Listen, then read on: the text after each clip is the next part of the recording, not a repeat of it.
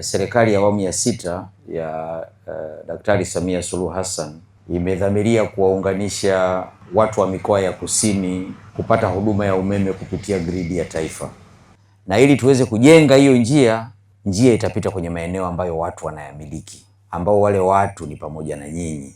Serikali itatumia zaidi ya shilingi bilioni 5 na milioni 100 na kidogo kufidia watu wote ili muweze kupisha ujenzi uweze kuendelea.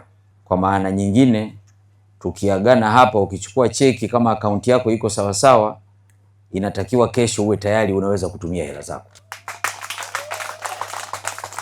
Tunawashukuru sana jamani. Zoezi ndo linazinduliwa. Ndio maana amekuja mkurugenzi mkuu ndugu yetu Lazaro Twange, mkurugenzi mkuu wa shirika la TANESCO, kuanza zoezi hili.